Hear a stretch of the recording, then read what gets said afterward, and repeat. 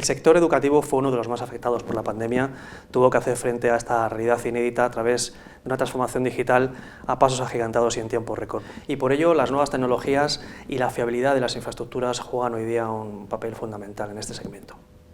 Mejorar la experiencia del alumnado con entornos de enseñanza híbridos, diseñar contenidos y aulas digitales, adoptar tecnologías como la realidad virtual y aumentada o la controvertida inteligencia artificial son algunos de los desafíos que enfrenta nuestro sector educativo. La transformación digital de la que venimos hablando además ha puesto la ciberseguridad en esa lista de prioridades, y es que son muchos los ciberataques especialmente dirigidos a este sector y muchos los aspectos a tener en cuenta a la hora de proteger este tipo de infraestructuras. De hecho, a lo largo del encuentro tendremos diferentes debates y también ponencias que nos hablarán sobre este tipo de ataques y cómo protegerse. Empezamos con el primero de ellos, y es que hace tan solo 2 años la Universidad de Castilla-La Mancha sufrió un ciberataque. Veamos cómo se defendieron. Nuestro siguiente invitado descubrió hace tan solo un par de años lo que es ser víctima de un ciberataque. Se trata de Andrés Prado, responsable TIC de la Universidad de Castilla-La Mancha. Buenos días, Andrés, bienvenido. Buenos días, muchas gracias. Y como decía, la universidad de la que formas parte sufrió un ciberataque de tipo ransomware, en este caso en 2021. Ya han pasado 2 años y sin embargo estoy segura de que no has olvidado cómo viviste ese incidente. ¿Qué fue lo más difícil? Bueno, lo más difícil es darte cuenta de que parece que estás en una película, pero formas parte del elenco de actores principales. Hemos oído hablar muchas veces de los ciberataques, pero cuando te encuentras en la situación de vivir en primera persona que estás sufriendo uno, esa situación yo creo que es la que se queda para siempre, ¿no? Y de la que luego vas aprendiendo, pero esa primera escena es la que te va marcando. ¿Y qué aprendisteis de este incidente? Precisamente creo que es un momento ese que nos cuentas muy importante. Al final, ese momento hasta que no le vives, por mucho que lo practiques con ejercicios de Red Team, etcétera, no sabes cómo vas a reaccionar. Estoy segura de que a pesar de todo lo negativo de la situación, sacasteis algo en positivo de ese momento. Bueno, yo creo que al final hemos sacado mucho en positivo. Es verdad que fueron unas semanas difíciles, muy especialmente esa primera noche y los primeros días, pero yo creo que efectivamente sacamos bastantes cosas en positivo. Yo creo que la primera y fundamental relacionada con ese primer momento que te comentaba anteriormente es el modo en el que planteamos la ciberseguridad desde entonces, ¿no? Yo creo que hemos cambiado un poco los criterios de diseño, de cómo veíamos la ciberseguridad. Estábamos acostumbrados a evaluar la seguridad desde una perspectiva de cumplimiento, sobre todo, de riesgo, de adecuación a las normativas existentes, y de alguna manera ese trabajo de cumplimiento, que es verdad que nunca terminas, pero de alguna manera el estar metido en esa situación como que te adormece un poco, ¿no? Y ahí hemos sido muy críticos en este sentido, y la primera lección es asumir desde el criterio de diseño que a ese momento te vas a enfrentar, que el escenario en el que estamos ahora mismo, todas las administraciones públicas y las empresas privadas al que nos estamos enfrentando, ha cambiado tanto que el punto de partida ya no es protegerte ante un ciberataque, sino saber cómo responder al ciberataque que te va a tocar y no sabes cuándo. Yo creo que esa es la mayor de las lecciones, y lo que nos ha ido pues ir cambiando cosas dentro del modo en el que estamos diseñando la ciberseguridad ahora. Sí, al final entiendo que todas las entidades públicas, como bien dices, y las empresas ven ese momento de ciberataque como algo en un libro, algo teórico, algo que ponen en su pizarra. ¿Qué haríamos en este momento?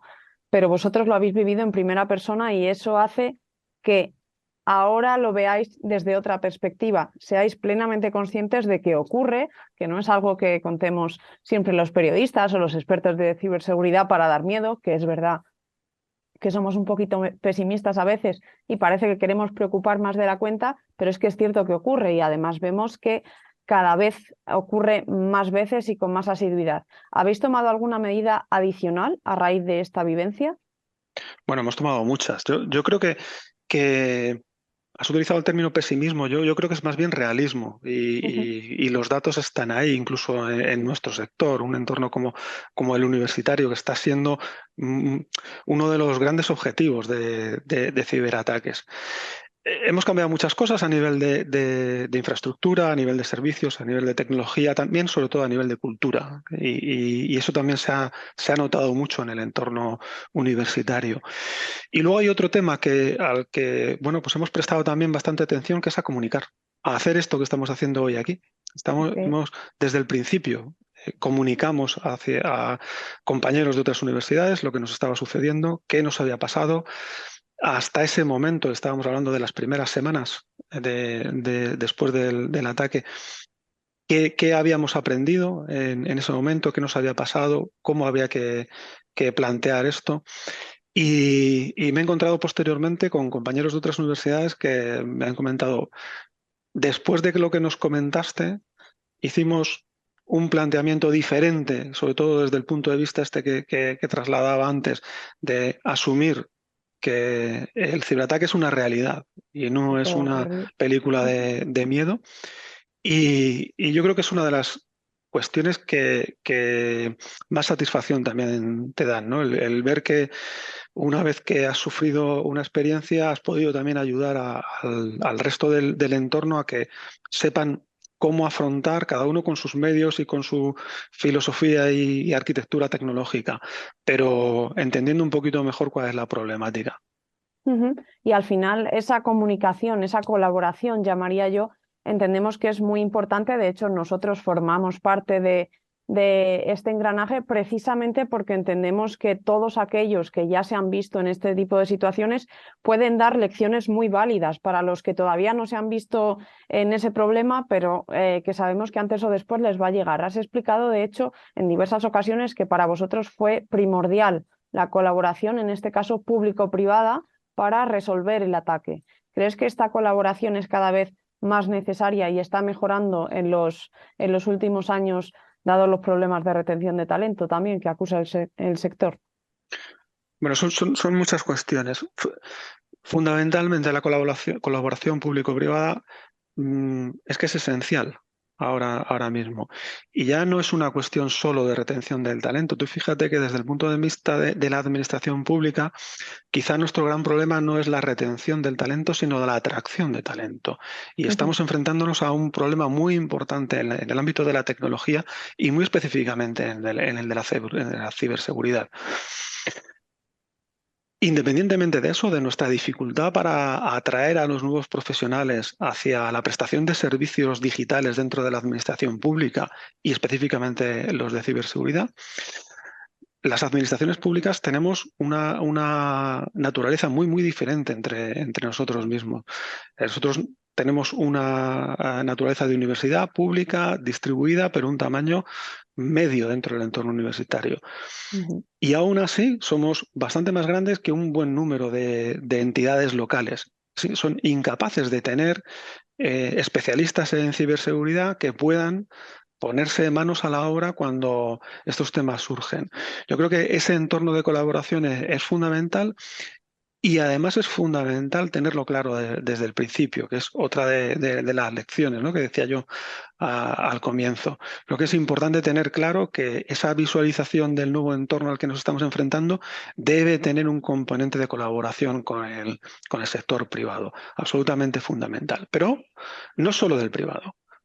Creo que es esencial que las administraciones públicas entre sí compartan más información, compartan más experiencias y seamos capaces de tener recursos compartidos que nos ayuden a todos a estar en mejor niveles de afrontar unas situaciones como la que nosotros vivimos hace 1 año y medio, pero que semanalmente estamos sufriendo todas y cada una de las administraciones alertas de seguridad, de ataques que en algún momento prosperan. Entonces, esa situación en la que yo creo que quizás sea alarmista hablar de indefensión, pero muy cercana a la indefensión de administraciones públicas pequeñas o medianas que no tienen esa capacidad de responder, es importante articular mecanismos de colaboración. Ujú.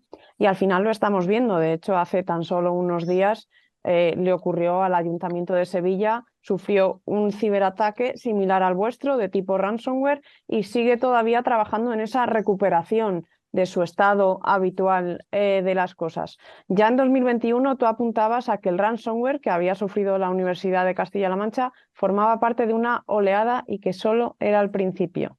¿Sigues pensando así? ¿Crees que en estos 2 años las instituciones educativas han avanzado hacia una mejor protección?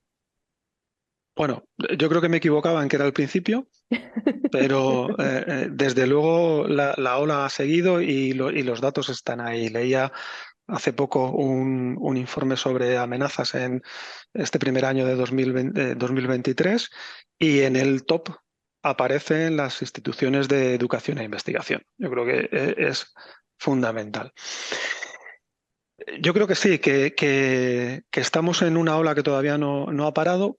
En el punto positivo, yo también considero que la situación es cada vez más relevante, cada vez más visible. Yo creo que en muchas ocasiones se ha tenido cierta cautela o precaución, por decirlo de forma positiva, en exponer que había sido objeto de un ciberataque. Esa situación yo creo que está superada. Y me parece que entre las administraciones públicas, en concreto en la parte tecnológica, ya tenemos entornos de colaboración, pero creo que empieza a haber políticas que deben impulsar esa colaboración. Veo con optimismo la generación de los entornos de la red de SOC, por ejemplo. Me parece una iniciativa fundamental y un elemento ejemplar de colaboración público-privada. Y me parece que los temas deben ir por ahí y deben ir generando también, como decía antes, entornos de recursos de ciberseguridad compartidos y específicos también para las tipologías de administraciones públicas que somos. Ya decía que tenemos la consideración de administración pública, pero naturalezas muy diferentes. No es lo mismo una administración local que una universidad pública y no es lo mismo una administración local en entornos distribuidos como una región como la nuestra, como en Castilla-La Mancha, como el Ayuntamiento de Sevilla que comentabas tú antes. Y fíjate la situación que están sufriendo estos días. Sí, al final sí que hablas de una realidad y es que la Universidad Española depende cada vez más de la tecnología. Lo vimos con la pandemia, de repente todo el mundo tenía que dar y recibir esas clases online y tanto el ámbito docente como el investigador se ha convertido cada vez más en online. ¿Crees que esta dependencia de la tecnología y de la disponibilidad también es lo que hace que las universidades sean cada vez más un objetivo goloso para los ciberdelincuentes?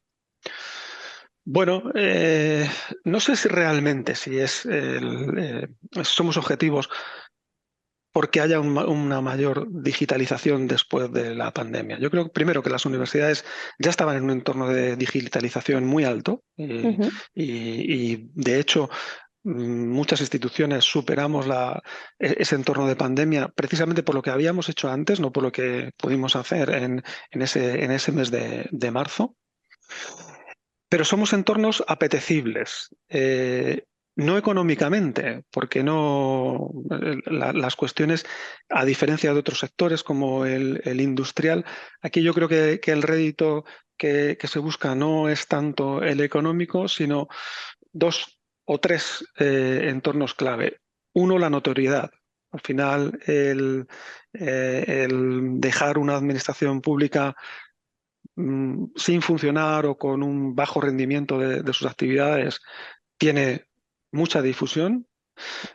Hablaba antes de que eso es positivo en la medida en la que genera conciencia, es negativo porque también estamos haciendo de alguna manera altavoz de las actividades de ciberdelincuencia. 2, es verdad que el índice de digitalización es alto y también recursos computacionales puestos sobre todo al servicio de la investigación. En general, las universidades también pueden ser apetecibles por eso. Y 3, sobre todo, yo creo que tenemos que tener muy en cuenta que al final gestionamos datos de ciudadanos. Y esa puede ser más bien la clave. Yo creo que no es un tema económico, sino más de notoriedad y quizá un tema de datos.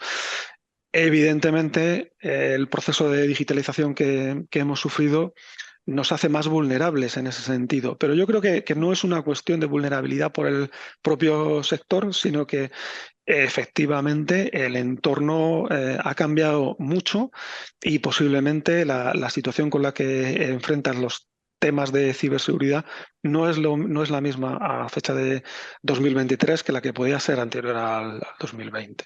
Totalmente. ¿Y qué crees que está por venir, Andrés?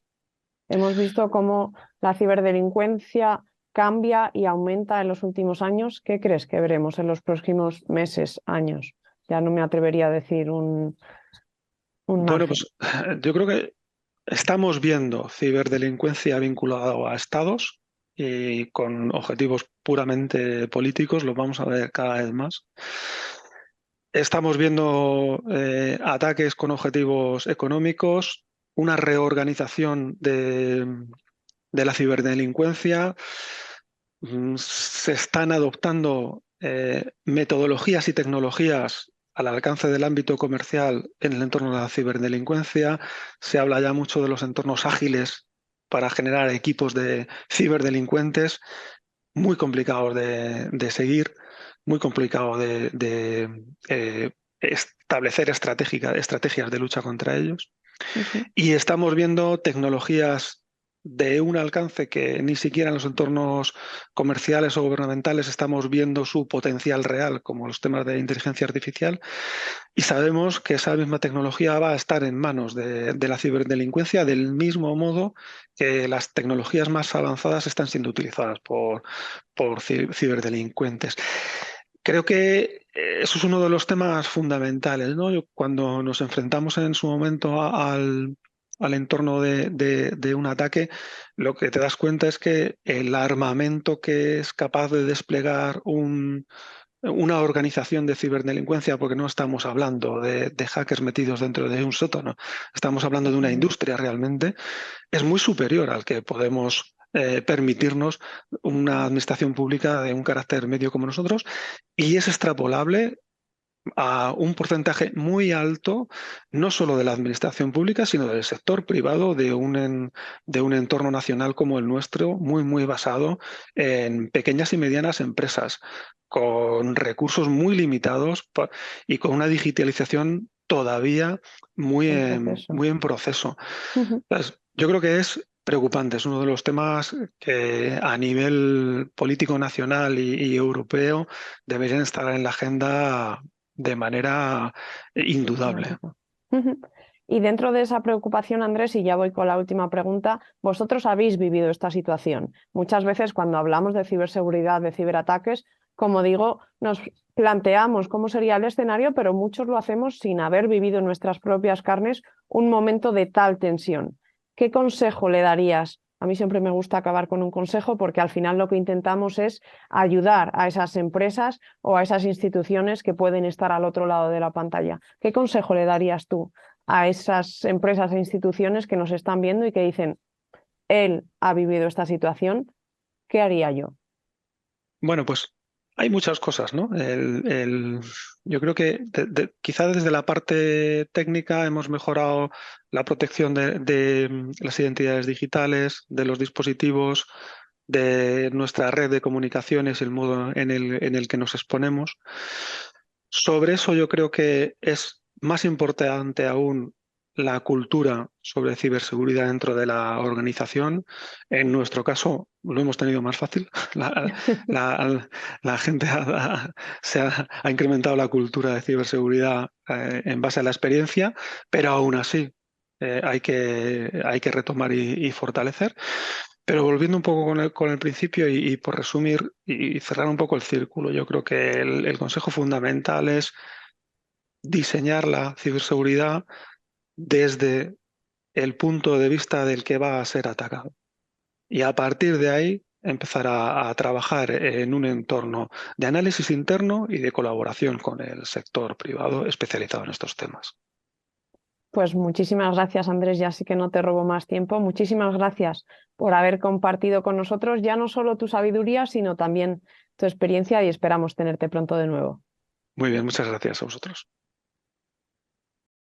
Los ciclos de formación superior son generalmente antesala del mercado laboral. ¿Qué necesidades tecnológicas tienen estas instituciones cuyos estudiantes son principalmente nativos digitales?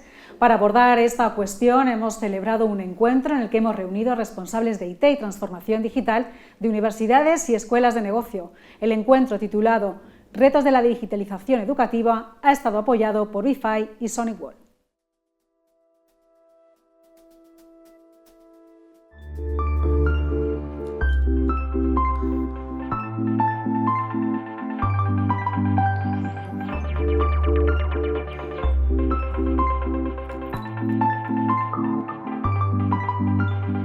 Como lecho de aprendizaje de las demandas de un mercado empresarial cada vez más digital, el sector educativo tiene que ser ejemplo de digitalización. En los últimos 3 años se han hecho grandes avances, pero sigue habiendo muchos retos para continuar en esta senda. Entre otros, un aprendizaje más personalizado, la inclusión de tecnologías en las aulas e incluso la capacitación de los profesionales de la comunidad educativa. De ello hemos hablado en un encuentro titulado Retos de la digitalización educativa, así lo ven nuestras instituciones, en el que han participado Universidad Politécnica de Madrid, Universidad de Valladolid, IS Business School, Universidad Católica de Ávila, UTAD, Centro Universitario de Tecnología y Arte Digital, ESIC, Universidad de Alcalá, Universidad Nebrija, The Valley Digital Business School y Universidad CEU Cardenal Herrera. Además, este encuentro ha contado con el apoyo de las compañías BeFi y SonicWall. Tras haber superado la etapa de la COVID, con lo que algunos de los asistentes denominaron las aulas de emergencia, el sector educativo tiene que innovar en los modelos formativos con una clara tendencia a la hibridación entre la educación presencial y la digital. Esto permitirá abrir la puerta a nuevos alumnos, algo que será imprescindible según se vaya produciendo la imparable transformación demográfica y mejorará la experiencia del alumnado. Los cambios en el modelo de consumo de la educación, con nuevas formas de aprendizaje y métodos de enseñanza y una formación moderna y digitalmente atractiva, exigen transformar procesos y capacitar a un personal que en ocasiones puede ser reticente al cambio. Tanto los profesores como los alumnos deben adquirir capacidades digitales y prepararse para el uso diario de nuevas tecnologías, entre otras la inteligencia artificial. Su introducción en el entorno educativo está generando controversia entre la comunidad docente. Sin embargo, la conclusión es que hay que prepararse para su llegada y formar tanto a los profesionales para que la integren en sus programas y procesos, como a los estudiantes para que hagan un uso responsable y consciente de ella. Otra línea de innovación tecnológica para la enseñanza reside en los mundos virtuales y la visión aumentada. Si bien todos los portavoces coincidieron en que todavía es pronto y que la tecnología debe evolucionar, ya se están dando los primeros pasos en el desarrollo de entornos formativos virtuales que potencian la capacitación en materias y modelos concretos. La ciberseguridad y la privacidad, así como la adecuación de las infraestructuras tecnológicas de las instituciones a la demanda de conectividad por parte de los usuarios en los centros de enseñanza, se sumaron a la lista de desafíos planteados en la mesa. Y mientras se adoptan estas tecnologías, no hay que perder el foco en 2 cuestiones: la calidad de los contenidos, independientemente del lugar en el que sean impartidos, y la retención del talento tecnológico con proyectos de digitalización atractivos ante un entorno cada vez más competitivo. Lo primero, agradecer participar en este importante evento. Han habido personas representativas de varias universidades, cargos muy altos, tanto en vicerrectorados de tecnología como de IT. Y por la parte nuestra, bueno, como Managing Director de BeFi, pues en un primer plano haber escuchado y haber compartido tantos retos. Te podría resumir que uno de los principales es la presión demográfica que están sufriendo las universidades. Cada vez van a haber menos alumnos, es una tendencia clara, que en los próximos 15 años vamos a tener menos alumnos, con lo cual la transformación digital es importante en cuanto a tener más alumnos en modelos híbridos en el cual hay una parte presencial y una parte digital, y también, por supuesto, los modelos 100% online, donde tendremos alumnos desde Perú, Colombia, Estados Unidos, inclusive en España, ¿no? Entonces ese reto hace que las universidades tengan que poner en marcha un modelo de transformación digital cada vez más rápido y más acelerado para ir, digamos, complementando esa brecha que está por llegar, ¿no? Pero claro, para crecer a nivel digital es importante la seguridad, la ciberseguridad, porque si al final doy más servicios, hay más plataformas, hay más puntos de entrada de estudiantes que pueden estar en España o en el extranjero, y también en el modelo híbrido, pues lo que son el propio campus de la universidad, pues también tiene que tener su propia seguridad, ¿no? También se ha comentado la parte de personas, la parte de capacitación del profesorado, que es un elemento clave en cualquier cambio tecnológico, y se ha comentado mucho la gran dificultad que hay de que el profesorado pues dé ese paso para adaptar mejor la tecnología, ¿no? Entonces, lo que es la gestión del cambio y al final la adopción tecnológica pasa para que las personas, tanto los alumnos como los profesores, tengan acceso a tecnologías fáciles de usar, que se puedan, digamos, implementar con mayor rapidez y que sea parte de tu día a día, ¿no? Por eso estamos nosotros, por eso existe BeFi, porque BeFi es una empresa que ofrece muchas cosas en la misma solución. La primera es máxima seguridad para la institución. Nosotros no usamos contraseña, es decir, que al final el que usa nuestra tecnología, en este caso una universidad, hace de que el alumno o el profesor o el equipo informático ya no tenga que usar una contraseña para acceder o bien a su campus o bien a sus portales, digamos, en Internet. El uso de la contraseña se evita tanto desde el punto de vista del usuario y se evita desde el punto de vista de la institución, donde ya deja de estar gestionando contraseñas de forma centralizada. ¿Cómo lo propone BeFi? Es una forma sencilla y muy innovadora. Usamos la biometría que viene en el propio móvil del usuario. Es decir, que a través de la biometría de mi móvil yo me identifico al acceder a un campus, a una clase o bien a un portal internet, y de esta forma, a través de mi biometría local, con nuestro modelo tecnológico, esta identificación se hace localmente en el móvil. Es decir, que yo me identifico en mi móvil sin tener que enviar ningún patrón biométrico y sin tener que enviar ninguna contraseña. De tal forma que en este modelo lo que se hace es que la identidad esté empoderada en el usuario. Privacidad absoluta, porque toda la identificación que hacemos con BeFi se hace localmente en el dispositivo, no viaja, con lo cual es una solución segura porque me he identificado de forma segura y desde el punto de vista de la institución no está recibiendo contraseñas que pueden ser robadas o no está recibiendo patrones biométricos centralizados que también pueden ser robados, con el principal agravante que para el usuario te roban pues tu cara o tu huella, ¿no? Entonces es una solución que es fácil de usar.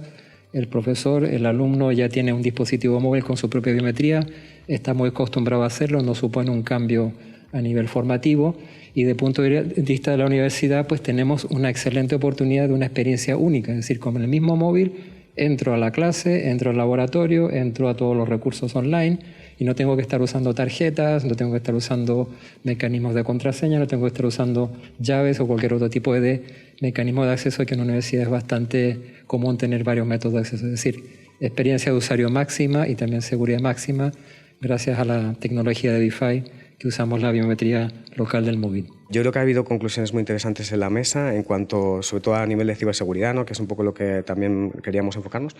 Hemos visto algunos retos a los que se enfrentan las universidades y los centros de estudio a día de hoy, ¿no? Hemos visto cómo los ciberataques contra centros educativos han incrementado un 80% en el año 2023, ¿no? Y bueno, pues cómo los retos que están intentando pues, cumplir, ¿no? Estos centros educativos a nivel de entornos wireless, por ejemplo, ¿no? Con la densidad de usuarios, tanto alumnos como personal del centro que tienen que conectarse a los recursos de la red del centro a través de la wireless, cómo tienen que conectarse también vía acceso remoto seguro también a los recursos de la red del centro, ¿no? Y que podamos identificar el usuario que se está conectando y verificar la integridad del equipo desde el que se conecta ese usuario. No es igual que un usuario se conecte con su ordenador plataformado por su universidad a que se conecte con la tablet de un niño, ¿no? Que tiene un nivel de seguridad muy inferior, y en base a eso pues que se pueda definir esa política de acceso, de negación y de cuarentena. Hemos visto temas de control de aplicaciones, ¿no? Que muchas veces pues, el ancho de banda de la universidad o del centro educativo lo está comiendo un Spotify, ¿no? O un Netflix o un YouTube, y cómo poder hacerse también ese control de aplicaciones, asignar un ancho de banda prioritario a aquellas aplicaciones que sean core para la universidad, aquellas aplicaciones que sean inaceptables como estas, pues asignarles un ancho de banda muy inferior. Hemos visto también el control de URLs, ¿no? El control de filtrado de contenidos, ¿no? Que los alumnos, pues que se les aplican las mismas reglas de filtrado cuando están dentro del centro, dentro del campus, a cuando se van a casa, ¿no? Que no se vayan a casa y se bajen pues el bicho y luego lo metan dentro del centro educativo, ¿no? Entonces, bueno, nosotros desde SonyWall, que es una compañía americana que tiene más de 32 años de historia, lo que intentamos es reducir la superficie de exposición al riesgo, implementando distintas capas de seguridad, desde lo que es la seguridad perimetral con firewalls de próxima generación hasta el endpoint del usuario, ¿no? Con un XDR, un Endpoint Detection and Response extendido, y bueno, pues todo lo que va ahí en medio, ¿no? Desde el tema de securizar también los accesos, tanto cableados con switches como los puntos de acceso wireless, ¿no? Los accesos a nivel de inalámbrico, pues el tema de acceso remoto seguro, el tema de gestionar también las aplicaciones en la nube, ¿no? Pues aplicaciones tipo Office 365, Google Mail, o aplicaciones tipo Dropbox, Box, OneDrive, que también ha salido durante la mesa, ¿no? Que cada vez pues hay menos recursos on-premise y más recursos en la nube, ¿no? Y pues tener todo eso pues monitorizado y gestionado adecuadamente para que también los usuarios pues puedan utilizarlo y ponerlo a disposición, los usuarios de IT puedan ponerlo a disposición del personal del centro y de los usuarios de la universidad o del centro educativo pues de la forma más óptima posible, ¿no?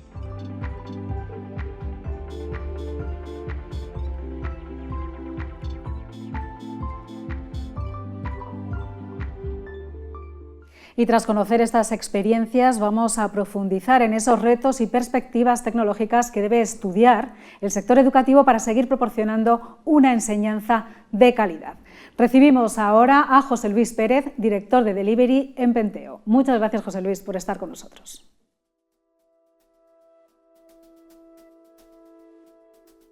Bueno, pues vamos a ver un poquito cómo vemos el sector educativo y qué tendencias vemos en cuanto a evolución tecnológica y los retos, ¿no?, que se nos plantean en el corto y medio plazo.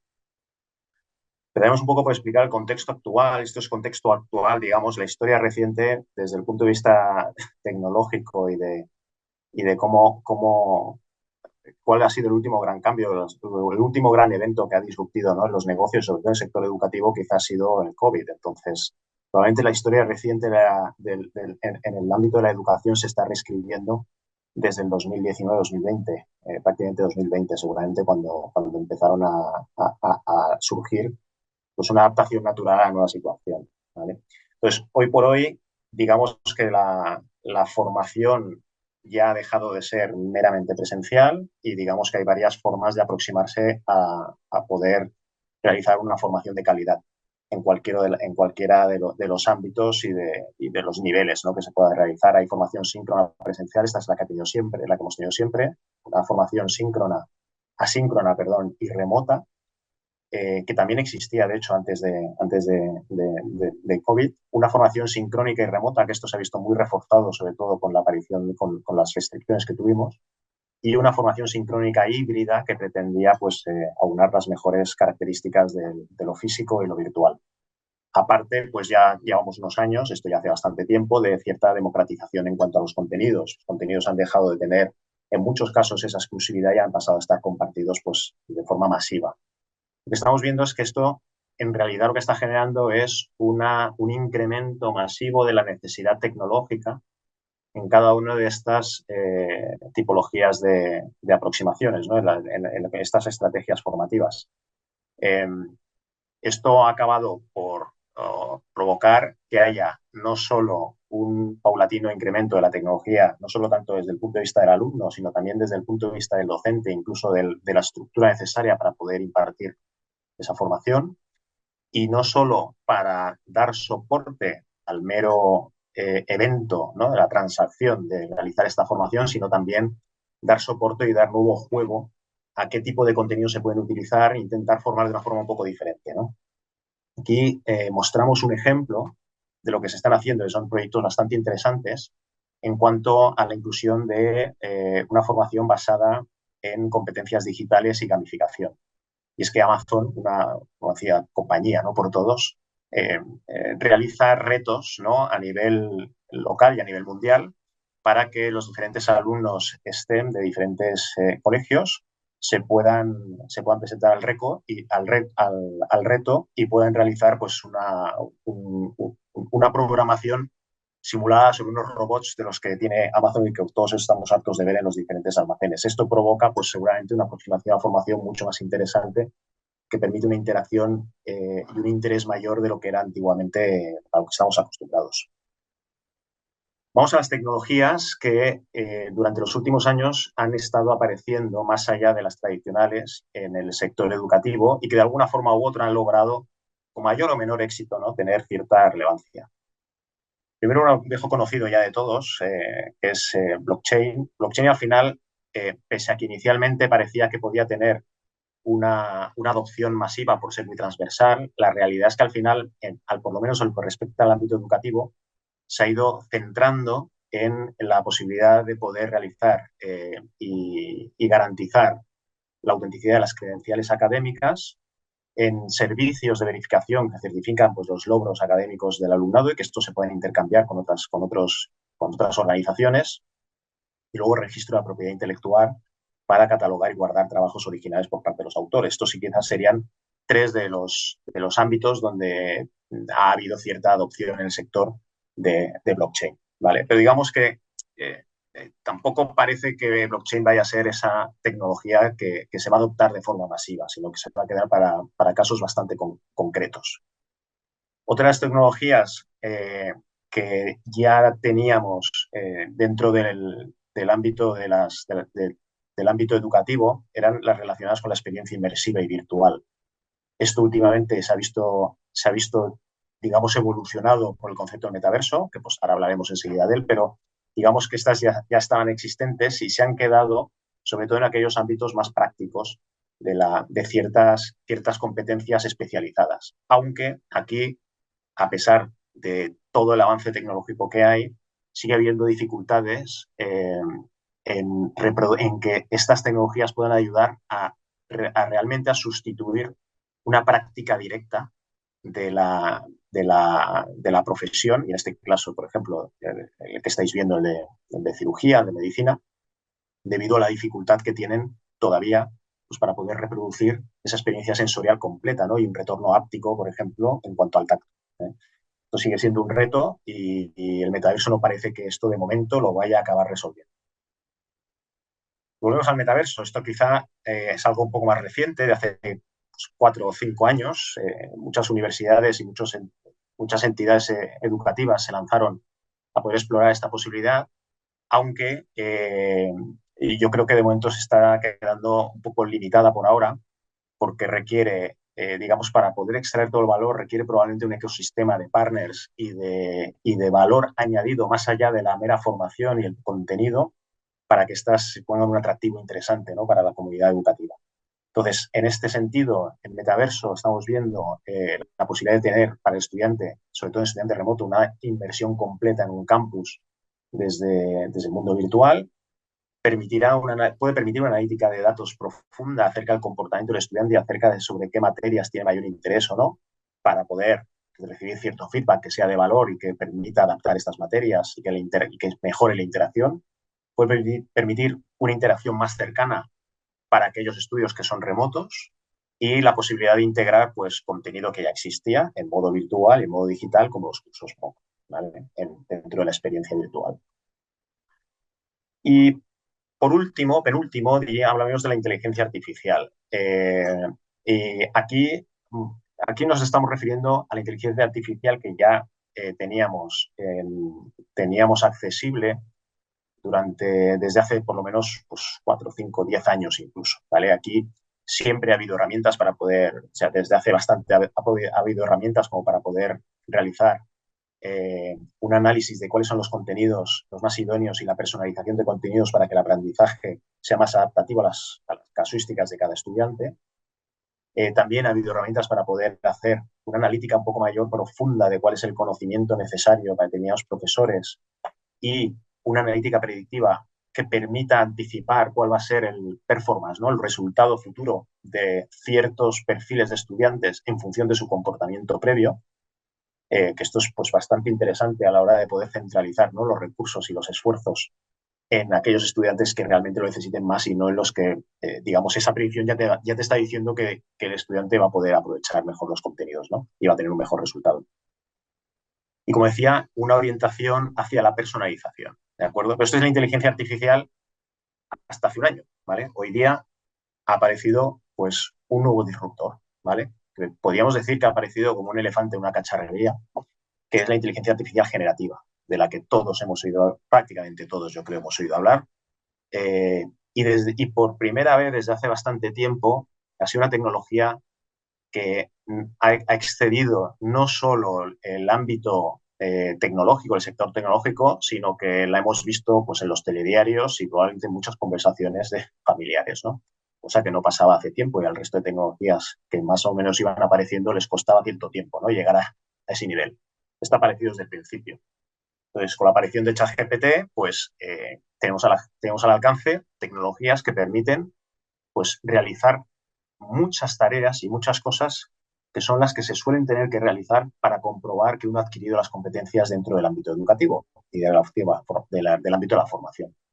Aquí tenéis dos ejemplos: la generación de contenido, la revisión de contenido, la estructuración de contenido, la organización de conceptos, la presentación de resultados, etcétera. Y luego otro ejemplo, hay muchos más, pero otro ejemplo paradigmático es la posibilidad de que esta herramienta básicamente te acabe haciendo los programas y la codificación de ciertas rutinas informáticas, ¿no? Sin necesidad de que tú realmente tengas un conocimiento profundo de la programación en ese lenguaje. Ante esto, ¿cuál ha sido la reacción? Pues la primera reacción, como habitualmente ocurre en muchas tecnologías, de miedo, de resistencia, y luego veremos enseguida de cierta precaución, ¿vale? Aquí tienes hay muchas noticias como esta que os estoy mostrando de la Universidad de Pensilvania, en el sentido de que ChatGPT ha demostrado que tiene bastante capacidad, vamos a decir bastante capacidad, como para poder resolver pruebas que sirven para evaluar las competencias, incluso para dar grados y títulos universitarios. Con lo cual, pues, el resumen es que ChatGPT, hay un robot por primera vez que puede aprobar un grado universitario, ¿vale? Entonces, ¿por qué digo de precaución? Bueno, pues porque pese a esos primeros miedos y resistencias, la realidad es que hay una tendencia generalizada a empezar a plantear como ChatGPT no como enemigo, sino más bien como aliado, ¿vale? Yo creo que es el camino razonable y al que, digamos, por su propio peso iba a caer. Probablemente muchos no lo vivimos, pero hace ya muchísimos años que hubo digamos, una sensación similar cuando aparecieron las calculadoras. Y ahora hoy día nadie cuestiona que se tengan que utilizar como una herramienta más. Pues hombre, no es que sea un símil y una analogía perfecta, pero yo creo que hay un poco de esto y que al final ChatGPT ha venido pues, para ser una herramienta más de soporte y de ayuda tanto al profesorado como al alumnado, ¿vale? Con lo cual, cada vez yo creo que en la comunidad educativa hay más convencimiento de que esto va a ser un aliado, ¿vale? ¿Qué está ocurriendo que sustenta esto? Bueno, pues estamos asistiendo no solo a un desarrollo de procedimientos y de regulación del uso de ChatGPT, es decir, no se está orientando hacia la limitación de la herramienta, sino que se está orientando hacia la regulación, que es bastante diferente, ¿vale? En el sentido de que puede haber recomendaciones tanto para estudiantes y como para profesorados, para, por un lado, intentar salvaguardar la honestidad y la ética de la resolución de las pruebas y los exámenes, y por otro lado, como un soporte y una ayuda para ser capaces de poder elaborar unos planes docentes un poco más sofisticados y que entren en quizá competencias que a lo mejor no estábamos exigiendo demasiado a los alumnados, y es el poder desarrollar un sentido más crítico y digamos, una estructuración y una elaboración de conclusiones acerca de cierta información que ya tenemos. Es decir, centrémonos en que el estudiante tenga un sentido crítico y pueda hacer unas conclusiones de valor y que sean auténticas y que sean suyas, no tanto en pedirle y evaluarle por si conoce o no el dato concreto, ¿vale? Yo creo que esto es un cambio un poquito de paradigma del modelo educativo.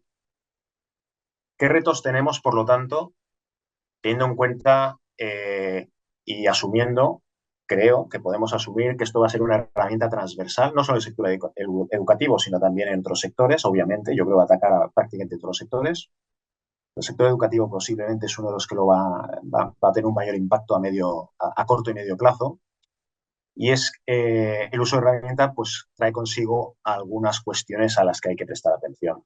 Primera, facilitar los trabajos de enseñanza y evitar la vigilancia. Es decir, vamos a encontrar que las mismas tecnologías que facilitan el trabajo pueden introducir nuevas posibilidades de vigilancia tanto para el alumnado y para el profesor. Si tenemos una tecnología que es capaz de interpretar todo lo que se comparte entre alumno y profesor en clase, va a ser capaz de interpretar y de poder hacer una especie de assessment y comparativa entre alumnos y entre profesores y poder realmente llegar a hacer una especie de vigilancia. Va a haber una posibilidad de personalización, pero esto va a traer la otra cara de la moneda. Es que para poder tener una alta personalización de contenidos va a ser necesario que estas herramientas tengan información específica de qué necesidades, fortalezas y debilidades tienen los estudiantes. Por lo tanto, si queremos apostar por la personalización, vamos a tener que permitir que haya ciertos datos que estén en este tipo de soluciones. Y la pregunta, pues, es la de siempre. ¿Qué sucede con estos datos? ¿Se eliminan? ¿No se eliminan? ¿Se comparten? Etcétera. Esto no es nuevo. Esto es un reto que ya teníamos, pero que va a quedar probablemente más de manifiesto con la aparición de este tipo de herramientas. Por otro lado, una clara, y es bastante evidente, habrá que equilibrar qué toma de decisiones son razonables que sean humanas y cuáles informáticas. Es decir, en qué momento hay una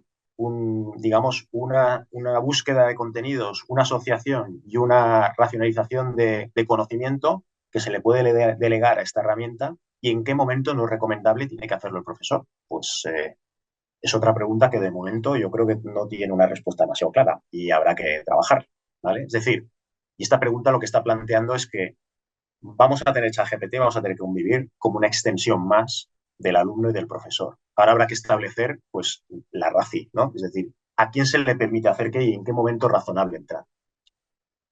La definición de políticas y procedimientos de ciberseguridad, obviamente, y esto no es que haya riesgos especialmente nuevos, sino que los riesgos que ya existían se nos van a multiplicar porque el número de puertas que tenemos pues, se va a incrementar brutalmente. ¿De acuerdo? Con lo cual, al existir una herramienta que es capaz de almacenar, interpretar, estructurar y presentar información, esto desde el punto de vista de la privacidad, pues tiene obviamente una debilidad y es una fuente de riesgo, y desde el punto de vista de la competitividad, pues también, porque a lo mejor estamos compartiendo sin querer, ¿no?, conocimiento con el exterior que no nos interesa compartir.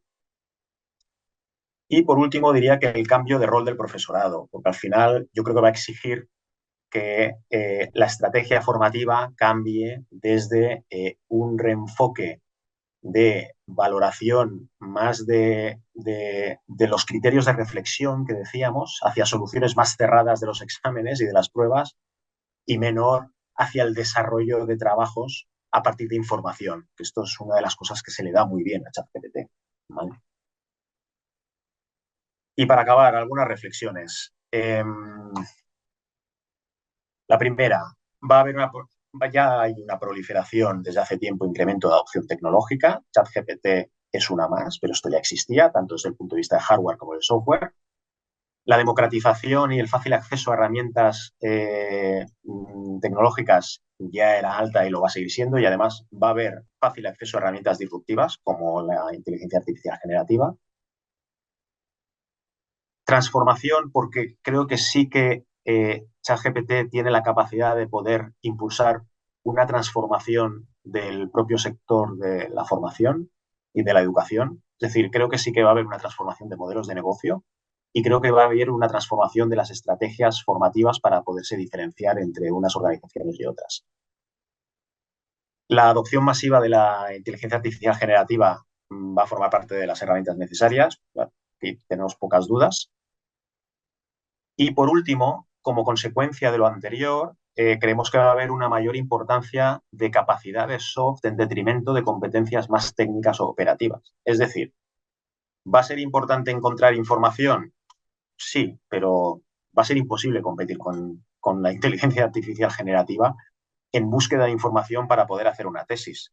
Entonces nos vamos a tener que esforzar y creo que va a ser más de mayor valor centrarse en hasta qué punto con esa información se extraen conclusiones interesantes y de valor que permitan valorar y mejor a un estudiante de otro. ¿Vale? Va por aquí un poco la cosa y esto entra mucho en las capacidades soft de pensamiento.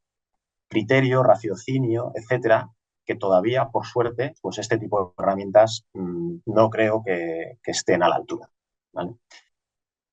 Y poco más. Yo simplemente a los oyentes, pues invitarles a que si tienen alguna duda o tienen alguna reflexión, alguna cuestión que quieran compartir con nosotros, pues pueden encontrar fácilmente en LinkedIn y si no, pues a través de IT-User podemos compartir contactos sin problema y les atenderemos gustosamente. Así que nada, muchas gracias a todos y espero que os haya gustado.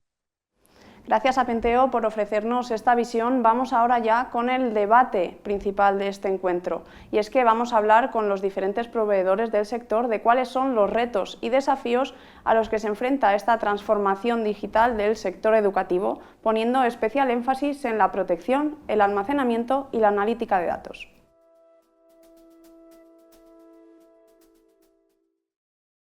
Temido por muchos, deseado por otros, la vuelta al cole supone el fin del verano, pero también una época de cambios que desde hace unos años son también tecnológicos. Tecnología y educación llevan años yendo de la mano y es que son muchos los centros educativos que aprovechan estos primeros meses de curso para realizar cambios en su infraestructura, incluir nuevas tecnologías o cambiar esa gestión que hacen de sus procesos. Para hablar de todos estos retos y desafíos que tenemos en el sector educativo en España, hoy, como veis, estoy muy bien acompañada. Me acompaña nada más y nada menos que Antonio Antxustegui, Channel Manager de Barracuda para España. Buenos días. Hola, buenos días. Eusebio Nieva, director técnico para Checkpoint para España y Portugal. Buenos días, Eusebio. Fernando Gutiérrez Cabello, responsable de cuentas para MicroStrategy. Buenos días. Y por último, pero no por ello menos importante, porque también nos da ese toque femenino que tanto falta en el sector tecnológico y de ciberseguridad. Sandra Chichina, Territory Account Manager de Nutanix. Buenos días. Como os decía, en los últimos años, mirando atrás, la educación era un área plenamente presencial.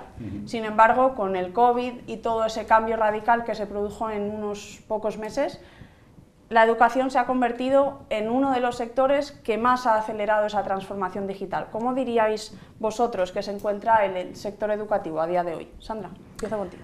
Yo diría que ellos están conocidos como muy innovadores y siempre han sido los que más han buscado tecnología y estas vías de innovación, pero yo los veo bastante perdidos, porque es verdad que con la pandemia han tenido que hacer muchos apaños, poner muchas tiritas, sobre todo nosotros hemos visto estos trabajos de ir a aulas virtuales, trabajo en remoto y todas las empresas se han visto impactadas, pero no tanto como educación. Y yo creo que falta estrategia, o sea, hay mucha cosa para tapar los huecos, pero falta sentarse, mirar las bases y mirar lo que se puede hacer. Un poquito de reflexión, sí, entonces. Sí, sí. Fernando, bajo tu punto de vista. Bueno, yo creo que ha habido cosas que están bien, o que yo percibo, además, incluso por de una hija en época en la que está estudiando, como las plataformas digitales del Moodle, Classroom, todo esto, yo creo que se ha adoptado bien, pero todavía faltan muchas cosas, como por ejemplo temas de infraestructura, ¿no? De tener una infraestructura potente con una buena conectividad. No todos los sitios geográficamente reciben lo mismo, con lo cual yo creo que sí que se han hecho cosas, digamos, las fáciles, poner una cosa en marcha, estoy de acuerdo contigo, pongo una cosa en marcha, pero falta un poco decir, a ver, la visión global, hecho para atrás, la infraestructura, etc. Sí, recapitular y adoptar las tecnologías, pero aprovechando al máximo todo su potencial, ¿no? No simplemente ponerla y dejar a ver si funciona. Eusebio. Bueno, desde mi punto de vista yo creo que estoy de acuerdo con ellos en que ha habido un momento en el que se han forzado a tener esa transformación por la pandemia principalmente, pero han llegado a un punto en el que yo creo que se han adoptado realmente no se han adoptado estrategias, ha sido todo muy táctico. Es decir, este es el problema, vamos a solucionarlo ya, esto es lo que nos ocurre, cómo lo podemos hacer lo más rápido posible. Pero no hay un plan. No hay un plan, efectivamente, no hay una directriz de cómo hacerlo, a dónde queremos llegar, qué es lo que queremos hacer, y hay una especie de no te voy a decir salto de mata, pero en muchas ocasiones este es el problema y lo solucionamos en el momento. No nos pensamos vale, este es el problema y cuál son los futuros problemas que nos vamos a encontrar. Y luego, además, las herramientas que se están utilizando, que son muy estándar, son muy buenas y los usuarios, o realmente los alumnos, yo creo que están más formados incluso que en muchas ocasiones los docentes, y eso significa que la educación sigue siendo demasiado tradicional. Es decir, tenemos unas herramientas que podemos aprovechar de una manera masiva, de una manera mucho más inteligente e interesante, pero los deberes se siguen mandando igual. O sea, en vez de mandarlos en el Classroom, yo por lo menos la experiencia que yo tengo es que en muchas ocasiones se sigue haciendo lo mismo que se hacía cuando ahora tenemos otras herramientas. Yo creo que esa es la falta de sincronización entre la tecnología, lo que realmente sería deseable y lo que todavía está ocurriendo. Se ha adoptado la tecnología, pero no se utiliza realmente en el día a día. No se aprovecha todo el potencial de la tecnología.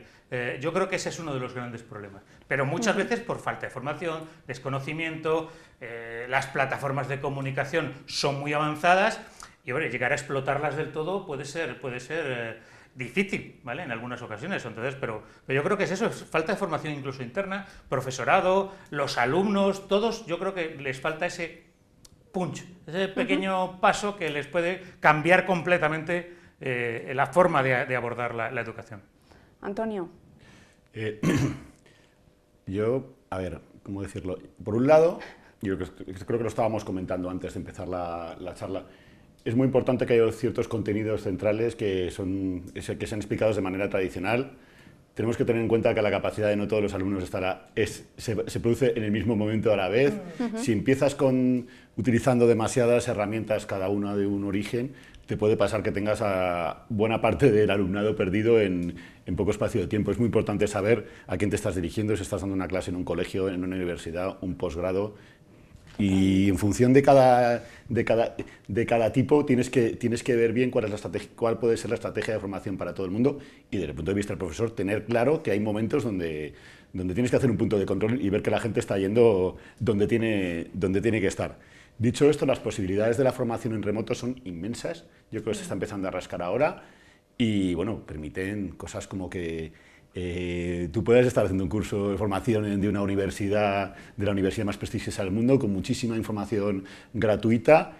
Lo que pasa es que eso es fantástico para el estudiante espabilado y para el que autoaprende y para el que es un tipo de perfil. Proactivo. Hay muchos otros perfiles que se pueden quedar por el camino si no los enganchas convenientemente, ¿no? Entonces, bueno, yo creo que seguramente estamos empezando a ver ahora todo el potencial que puede tener a futuro, pues todas estas posibilidades nuevas formativas que, por otro lado, pues como decíamos, se han puesto de manifiesto, que hemos tenido un fantástico acelerador hace 3 años, ¿no? Y a partir de ahora yo creo que se pueden empezar a aplicar todas esas novedades, ¿no? Sí, al final el lado positivo que tuvo el COVID y la pandemia fue que supuso un acelerador brutal a nivel tecnológico, tanto en el entorno educativo como en muchos otros. Lo decía Sandra también. Vosotros esto lo veis en los entornos educativos, pero lo veis también fuera, en la empresa privada, en el sector finanzas, en sanidad, etcétera, etcétera. Pero ¿cuáles son los retos o el mayor desafío, bajo vuestro punto de vista, a nivel tecnológico, más allá de esa clase en remoto, que se pudo dar de aquella manera durante la pandemia? La tecnología a nivel educativo va mucho más allá, aporta almacenamiento, aporta gestión. ¿Qué podemos ver en todo eso? Hay por un lado herramientas generales, creo que lo decía Eusebio, me parece, que funcionan fantásticamente bien. Vamos, por poner un nombre, Teams. Teams, yo creo que gracias a Teams y a herramientas similares, pues todos estamos pudiendo trabajar muchísimo mejor que antes. Hay diferentes propósitos a la hora de la educación, el disponer de los contenidos, el disponer de una herramienta de colaboración, el disponer de las calificaciones, ¿no? Y bueno, también, pero a la vez que hay herramientas generales, también hay herramientas específicas que se están desarrollando y que ayudan, pues, a conseguir, pues, la mayor parte de los objetivos formativos, de los nuevos objetivos formativos que tienen que tener una institución de este tipo, ¿no? Sí, ¿y desafíos del sector educativo en particular? ¿Veis alguno específico? Yo creo que hay varios, ¿de acuerdo? Hay varios. Pero yo creo que los dos, desde mi punto de vista, probablemente más importantes, pues son los más visibles, son por un lado la formación interna, la formación de los propios profesores para que utilicen de manera adecuada todas esas herramientas. Eso no quiere decir que tú no tengas la clase presencial de tus clases, pero luego hay mucho material de apoyo, mucho material atractivo para explicar a los alumnos, etcétera, en cualquier ámbito, que se pueden proporcionar como un canal más, pues en herramientas de interacción, herramientas de interacción internas, no sé, contenido en vídeo, contenido interactivo, chats, etcétera. O sea, todo eso yo creo que no se está aprovechando adecuadamente, ¿vale? Eso yo creo que es una de las cosas que estamos viendo. Y luego, por otra parte, la parte de la seguridad, que es lo que a mí me toca, digamos, íntimamente, me parece que también no se está tratando con el respeto que se debería, ¿de acuerdo? Es decir, no solamente es una parte de seguridad que se debe manejar dentro del ámbito del hogar, sino también la parte de seguridad dentro del ámbito educativo, que yo creo que hacer una formación continua sobre esos temas puede ser en muchas ocasiones preventiva, y creo que falta muchísima información y mucha cultura de seguridad, no solamente dentro del sector educativo de los alumnos, sino también de los profesores. Yo creo que eso nos podría ayudar a todos a avanzar como sociedad digitalizada, porque uno de los grandes problemas que estamos teniendo para que esa digitalización avance, además de facilidad o no de uso de los sistemas, es saber reconocer en muchas ocasiones cuando tienes un problema de seguridad, cuando no. Porque además es que es muy sencillo, o sea, es que el hacking de los humanos es lo más fácil que existe a día de hoy, entonces. Sí, hablaremos de seguridad largo y tendido a lo largo del debate, porque es uno de los grandes retos del sector educativo, sobre todo porque también afecta a la sociedad en su conjunto. Digamos que si esos niños que empiezan yendo al colegio, esos profesores tienen los conocimientos suficientes de ciberseguridad y son capaces de trasladarlos a la familia que está del otro lado, digamos, todo el mundo mejoraría, no solo en su entorno privado, sino también en el público, en las empresas para las que trabajan los papás. O sea, si los niños saben, sabemos todos, pero bueno, eso ya es pedirle mucho, yo creo. Fernando, en tu caso, en esta transformación digital, uno de los grandes retos es sin duda la necesidad de garantizar un buen tratamiento de los datos y una gestión y análisis de datos adecuada para este tipo de entornos, que no es nada fácil teniendo en cuenta lo grandes que son muchos de estos centros educativos y que, sobre todo en el ámbito público, todo eso está unido, es un gran ente.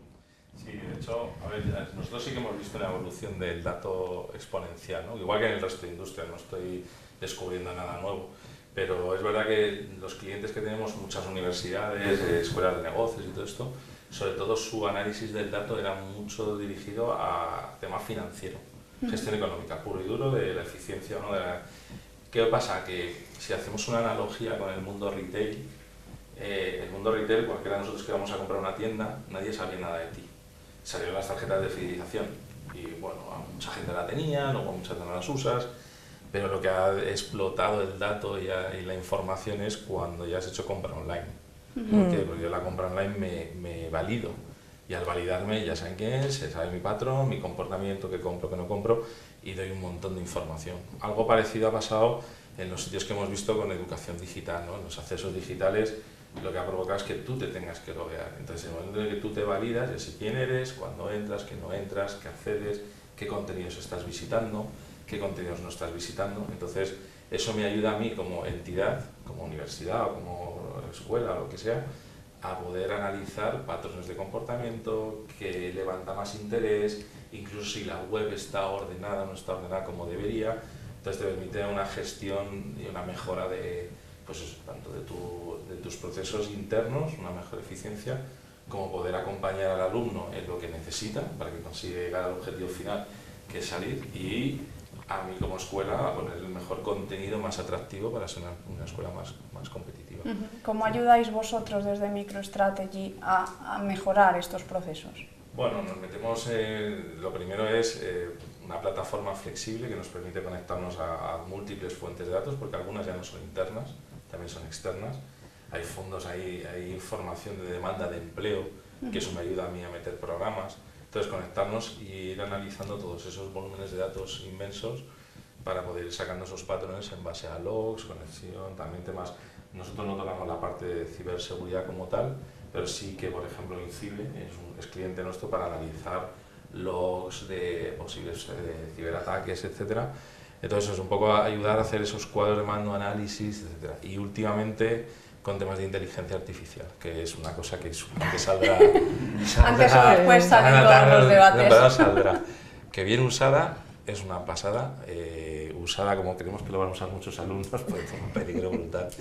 Pero sí, es el ya ir un poco más allá. Según los datos, poder proponer nuevos temarios, dónde está la gente cayendo, qué puede ocurrir, eso es una cosa que hemos incluido y que se está, todavía temprano, pero se está percibiendo con mucho interés. Sandra, en vuestro caso, las instituciones buscan ahora infraestructuras flexibles, adaptables, que les permitan ser receptivos y ágiles dentro de los límites que tiene la propia infraestructura y sus presupuestos. ¿Cómo podéis ayudarles desde Nutanix? A ver, en nuestro caso es un poco lo que estábamos hablando de que el dato ahora es muy cambiante, y es muy cambiante del sitio donde está. Estamos viendo escritorios virtuales, estamos viendo cloud, estamos viendo data center. Entonces, en nuestro caso queremos estar de plataforma única para todas estas partes, estos datos. Entonces ahí la clave es hibridación y la clave es poder hacer más con menos. Entonces ahí queremos acompañar que esté donde esté el dato, nosotros podamos ser de plataforma única, optimizar costes, reutilizar datos y reutilizar plataforma y trabajar de forma flexible, dar esta flexibilidad, dar esta seguridad, integrar todas las plataformas, integrar todos los sistemas y funcionar de esta forma. ¿Y cómo consideráis, me voy ya a Miss Ciber, qué soluciones consideráis que son vitales a día de hoy en el sector educativo? Estamos viendo, nos dicen la transformación digital, cambia el dato, tenemos infraestructuras híbridas, movibles, se conecta todo el mundo desde donde quiere, accede como le da la gana. A nivel de seguridad supone todo un reto. ¿Qué hacemos? Hay una cosa que no hemos como he dicho, porque es los entornos educativos tienen un número de usuarios comparable a empresas enormes, claro, pero sus presupuestos no tienen nada que ver, con lo cual hay una restricción presupuestaria inicial grave. Luego tienen el problema que sufre todo el mundo de los ataques, pero como ellos son más vulnerables, pues son más atacados, ¿no? Al final, los hackers siempre van buscando el eslabón más débil. Por otro lado, tenemos que la industria pues, ha ido poniendo parches para resolver la conectividad en redes, la seguridad, el acceso remoto, la seguridad de cloud. Administrar todo eso es un guirigay importante, ¿no? Entonces, hay iniciativas en la industria para racionalizar eso, que son relativamente novedosas y los centros yo creo que deberían empezar a mirarse eso, ¿no? Hay por ejemplo, la parte de SASE te va a permitir definir centralizadamente lo que es la seguridad de las redes, todo lo que he mencionado antes. En un único punto, tú ya distribuyes software o hardware allí donde necesitas un equipo que extienda o refuerce el uso de esas políticas que has definido, pero tú la definición la vas a hacer centralizadamente, ¿no? Y tienes que buscar una herramienta que te puedas permitir, que te resuelva la mayoría de los problemas y que luego tenga pocos costes ocultos, que te cueste poco administrarla. Administrarla tú o que te la vaya a administrar. ¿Vale? Claro, que se pueda adaptar a las necesidades que tengas en un momento X, sí, que es completamente cambiante. Y luego está la parte del correo, que también es fundamental. El correo es una vía de entrada a amenazas de las más importantes, con bastante déficit inversor por parte de muchísimas compañías, y tienes que buscar también pues, una infraestructura o un servicio que te dé, pues, que te cubra la entrada de correos masivos, que te cubra la detección de correos más puñeteros, más civilinos, que te cubra la parte de respuesta ante incidentes, el backup, la concienciación. Bueno, todo eso lo puedes tenerlo previsto. Eusebio, en vuestro caso. A ver, yo creo que la educación es un negocio de comunicación. Es basado todo en comunicarse. Entonces yo creo que lo primero que hay que proteger son precisamente las bases del negocio, que es la comunicación alumno-profesor, profesores entre ellos y alumnos entre ellos, ¿vale? Y ahí hay una parte, como decía Antonio, que es una parte súper importante, que es el correo. El correo es una de las puertas de entrada y hay que prestar muchísima atención a cómo proteges el correo. Porque a partir de ahí, si eres capaz de proteger el correo, pues alrededor de un 80% de los problemas te vas a poder librar de ellos, ¿de acuerdo? Pero luego también es proteger la navegación, es decir, las fuentes de comunicación, sobre todo de los alumnos y de los profesores, hacia el exterior. Eso es más difícil, dependiendo de si está en un centro, el establecer esa comunicación segura o ese filtrado de contenidos, o si están en casa, que incluso yo creo que muchas veces cuando están en casa, en el hogar, aunque la responsabilidad sea compartida, las herramientas que se están utilizando o que se pueden llegar a utilizar son herramientas de formación y por lo tanto también deberían tener en cuenta esa forma de esa protección. Yo creo que esos son los aspectos fundamentales, pero aún así yo creo que aplica prácticamente cualquiera de las filosofías de protección de cualquier otro negocio, ¿vale? Porque al final es un negocio con menos dinero en muchas ocasiones en España. Y bueno, en España y dependiendo también de las entidades, es decir, escuelas de negocio, universidad privada, etcétera, pues también tienen su dinero, o deberían tener su dinero para esa protección, y de hecho, al final también tienen, porque han nacido más jóvenes, en muchas ocasiones suelen ser más sensibles a esa problemática, en general. Las universidades y los centros formativos más tradicionales pues adolecen en algunas ocasiones de ese tipo de defensas, ¿no? Yo lo que creo de todas formas es que hay que centrarse en lo básico e ir poniendo barreras de comunicación, navegación, protección de los usuarios, cuáles son los peligros más graves, e ir siendo, en este caso, a veces táctico, pero también pensando en el futuro, pensando en herramientas. Y de hecho, todas las herramientas de seguridad hoy en día, o prácticamente todas las que se pueden consumir como servicio, o las que se pueden consumir como acceso remoto, etcétera, tienen embebida, en la mayoría de los grandes fabricantes, tienen embebida inteligencia artificial, porque es una de las herramientas básicas para protegernos, ¿vale? Es una de las herramientas básicas para protegernos. Yo creo que teniendo un plan directriz y una estrategia no es tan difícil, ¿vale? Sí que hay que hacer una inversión, obviamente, pero no es tan difícil. Eso sí, hay que tener en cuenta una cosa que es una peculiaridad importante del entorno, y es, son niños, adolescentes, en muchas ocasiones van a ser mucho más creativos para acceder a ciertos contenidos que muchos otros, y por lo tanto hay que tener en cuenta que eso también forma parte, es un factor más que en algunas ocasiones hay que tener en cuenta, ¿vale? Pero por lo demás es un negocio más, hay que aplicar las mismas tecnologías.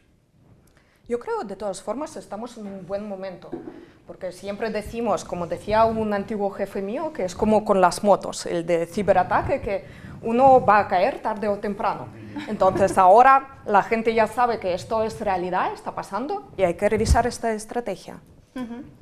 Lo básico sería empezar por esa estrategia, ¿no? Una de las mayores dificultades de las que me estáis hablando es de la tipología, ya no solo de las diferentes entidades educativas, que nada tiene que ver una de otra. Si hablamos de un colegio de educación primaria o secundaria público y de una escuela de negocios privada, al final, en cuanto a tipología, presupuestos, etcétera, no tienen mucho que ver, pero gran parte de la dificultad cuando hablamos de sector educativo en su conjunto viene de ahí, aparte la tipología de alumnos, que como bien decíais al principio, nada tiene que ver.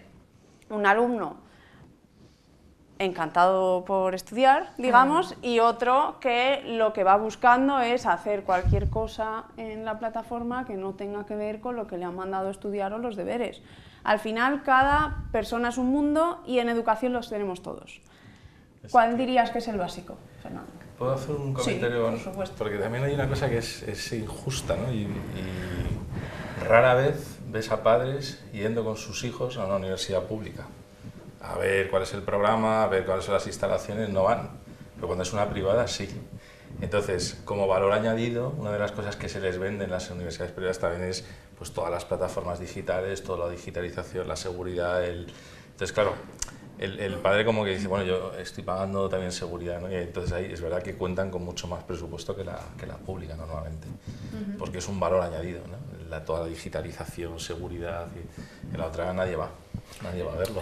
También forma parte de cómo entregas tus contenidos educativos, es decir, yo no soy de Derecho, no he ido a la Facultad de Derecho, pero me imagino que gran parte de los contenidos son presenciales y muy pocos van a ser online, como quien dice. En cambio, te vas a la universidad o la facultad de informática o la facultad de teleco y muy probablemente cambie esa forma de entregarlo. Y en las universidades privadas, etcétera, igual. Entonces, depende del centro y depende cómo entreguen los contenidos, la protección se tiene que adaptar a la propia idiosincrasia no solo de los alumnos, sino también del entorno, ¿no? Es decir, si tú estás dando contenidos de online en el cual vas a tener una telepresencia, pues tienes que proteger eso. Si no lo vas a hacer, pues obviamente es muerto el perro, se acabó la rabia. Si eso no existe, no existe el problema a priori. A priori. A priori, porque muchas veces no sabes que lo estás dando y lo están haciendo, ¿sabes? Eso es. De hecho, Fernando antes hablaba de terceros, de gente que se conecta a tu plataforma, etcétera, etcétera. Eso en educación está a la orden del día y esos problemas de control, de visibilidad, de accesos, ¿cómo los gestionamos en un entorno tan variopinto como el educativo? A ver, hay tecnología, o sea, me refiero, la tecnología cuesta lo que vale, ¿no? Pero al final hay tecnología para hacerlo, estrategias tipo SASI para hacer telepresencia, plataformas ya que tienen esa presencia embebida, como pueden ser las de Google, las de Microsoft, etcétera. Hay que asegurarles y exigirles que hagan la seguridad o que planteen la seguridad de manera seria, ¿de acuerdo? Pero al final, la gestión de la identidad, en el caso de educación, es problemático porque puede cambiar de un año a otro completamente, pues los alumnos cambian mucho, ¿de acuerdo?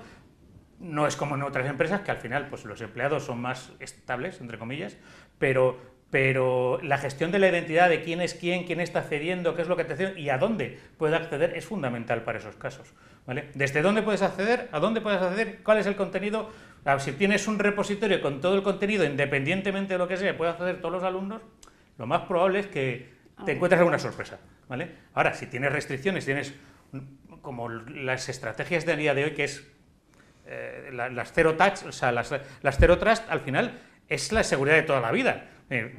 Tú puedes hacer a esto, con este usuario, con esta aplicación, con estas identificaciones, o sea, restringir el acceso. Yo creo que eso debería ser algo que es fundamental en todo este tipo de plataformas. Y bueno, ya ha evolucionado mucho, ¿no? La parte de Zero Trust, lo que es, o sea, tú antes hace 5 años o 10 años, la seguridad del acceso era tú te conectas a un contenido que te está dando tu empresa, ¿no? Ahora esto ya es una gestión mucho más de, oye, hay diferentes contenidos que van a estar en cualquier parte, que van a estar en un SaaS, en una nube, en un data center tuyo, en un proveedor, y ya te organizan el acceso de una manera mucho más global, digamos, ¿no? Lo que pasa es que la penetración de esas tecnologías todavía es muy incipiente y hay muchísimo por hacer. Y bueno, precisamente todo lo que estamos hablando es de que los centros pues dan contenidos con muchas fuentes diferentes, ¿no? Y el acceso a muchos sitios diferentes.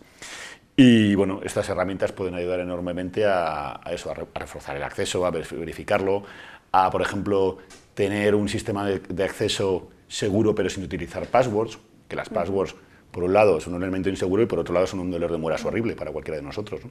Pues al final, ¿cuál es la password de vuestros hijos del centro educativo? Yo nunca me acuerdo. ¿Vale? Entonces,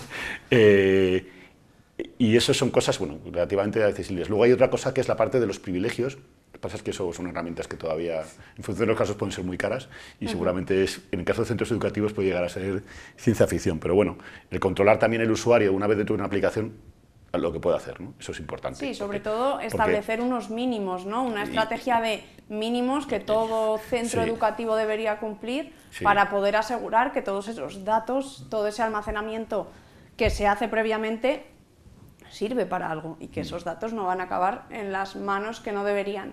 Precisamente os quería preguntar acerca de esas prioridades de compra. Llevamos hablando de transformación digital en el sector educativo años y de 3 hacia acá después del COVID muchísimo más, que la transformación se ha acelerado, etcétera, etcétera. Pero ¿dónde veis vosotros que se está priorizando ese presupuesto? ¿Hacia dónde va? ¿Cuáles son las tecnologías que estáis viendo que de verdad están comprando, están instaurando en sus centros? Yo diría que la primera es las herramientas que les permitan tener telepresencia o tener al menos formas de acceder. Esa es la primera, ¿de acuerdo? Intentan casi siempre que sean infraestructuras globales, es decir, que les den un montón de servicios desde el mismo proveedor, lo cual tiene mucho sentido porque además en ese caso tienes una identidad común a todos ellos, bien sea una identidad de Google, de Microsoft o del gran proveedor que elijan. Entonces, y te dan todas las herramientas de comunicación o gran parte de las herramientas de comunicación necesarias. Pero luego muchas veces no se insiste en cómo se hacen las cosas, ¿vale? Porque el tratamiento también de toda la comunicación alrededor de un centro de formación también no solo es con los alumnos, también es con los padres, también es con los profesores, y entonces a lo mejor tienes o te encuentras con que no, tienes una herramienta para tratar con los alumnos, otra para tratar con los profesores, otra para tratar con los padres. con métodos heterogéneos que al final hacen complejo el asunto, y la seguridad es enemiga de la complejidad es enemiga de la seguridad, porque te falta el control y por lo tanto es más fácil que algo se te escape. Yo creo que esa es la primera, es elegir la plataforma, hasta qué punto es la que es buena para todos tus contenidos, y implantarla en todos los contenidos. En muchas ocasiones, a pesar de que pueda ser que sea peor que otras plataformas específicas, los beneficios de tener una única plataforma suelen ser mejores a la hora de que la formación es común para todos, la tecnología es la misma, todo el mundo está utilizando lo mismo, y además todo lo que enseñes a los padres los pueden aplicar en casa con los niños, etc. Y luego, por supuesto, yo creo que el restringir, dependiendo de los sitios, el contenido y decidir qué es lo adecuado para todos, y además formar a los padres también para que esto no debería ser, tened cuidado en casa con esto, porque no es solamente que los padres sean responsables, pero hombre, hagámoslos responsables con información, ¿sabes? Yo creo que esas son y yo creo que la plataforma inicial es la fundamental. Luego, a partir de ahí, pues manejarla bien, es establecer los controles que te proporcionan esas plataformas. Y además, pues oye, que tienes un ordenador en casa, pues tienes que garantizarte que todo el mundo dice, no, tienes que tener antivirus. Porque tienes que tener muchas más cosas que el antivirus, ¿vale? Pero todo el mundo debe ser consciente de que necesitas una plataforma de seguridad asociada a lo que utilices en casa también. Pero eso es también formación, eso es también parte del proceso que todos tenemos que llegar. Es educación, yo estoy de acuerdo aquí que muchas veces la gente construye casa por el tejado. Tienes que pensar en personas, en necesidades y luego tecnología, no al revés. Entonces hemos visto muchas empresas moverse a cloud, ver los costes, decir, hostia, me tengo que cambiar a data center, reorganizar todo, está este caos, pero tienes que pensar en plataforma base, que te cubra todo. Sí, la pandemia ha sido como aprender a nadar. Los han tirado al mar y aprende. Y cada uno que aprende. Como pueda. O sea, ahora lo que hace falta es estructurarle, poner un plan que, venga, no, se nada así, venga, un brazo detrás de otro, mueve las piernas. Yo creo que en seguridad es lo mismo. Ha habido una explosión de transformación digital, entre comillas, porque ha sido... Ahora mismo yo creo que más que transformación digital tenemos un monstruo digital entre las manos, porque hay transformación de ciertas cosas, pero otras... yo sigo con lo mismo, que es lo que sabía. Entonces yo creo que estamos a medias y aún hay camino que recorrer, pero yo creo que es... Yo siempre soy optimista en estas cosas, si se puede hacer. O sea, no es que no pongas seguridad, que al final te vas a caer.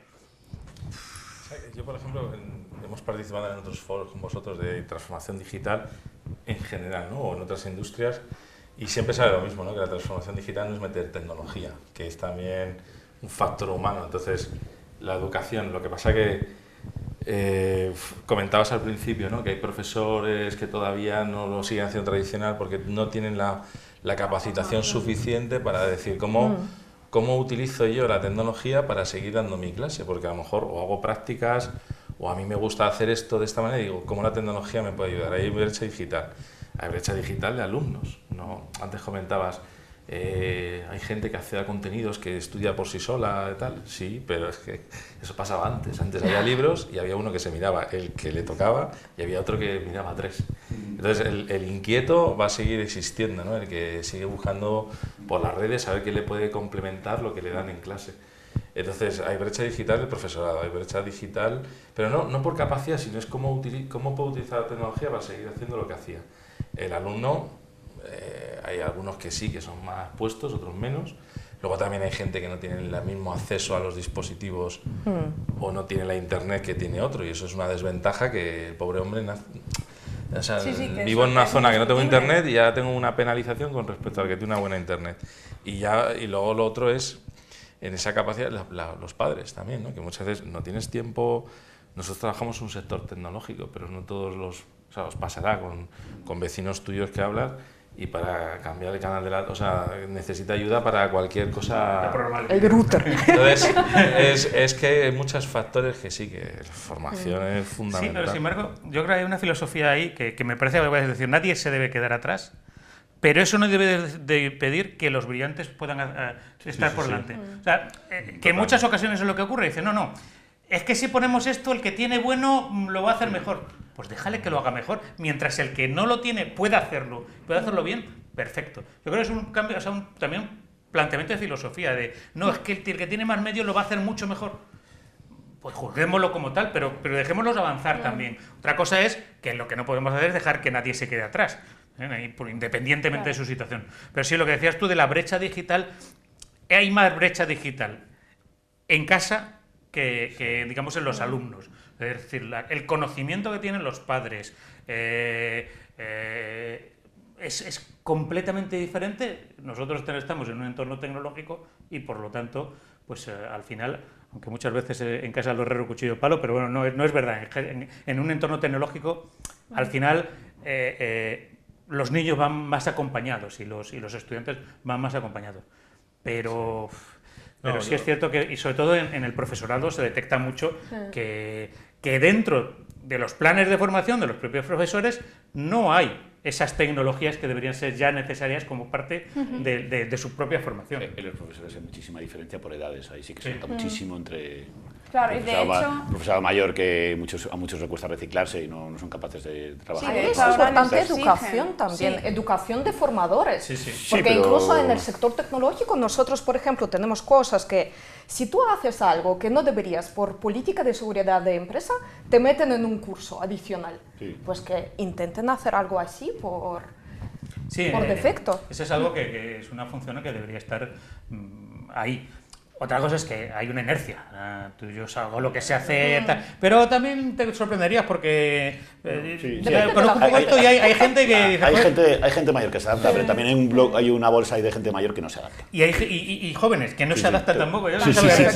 Claro, yo precisamente os iba a comentar, yo tengo la suerte de tener en mi entorno mucha gente que trabaja en el entorno educativo y ahora mismo les obligan a pasar por ciertas formaciones específicamente ligadas a la tecnología, a la ciberseguridad no, ya lo siento.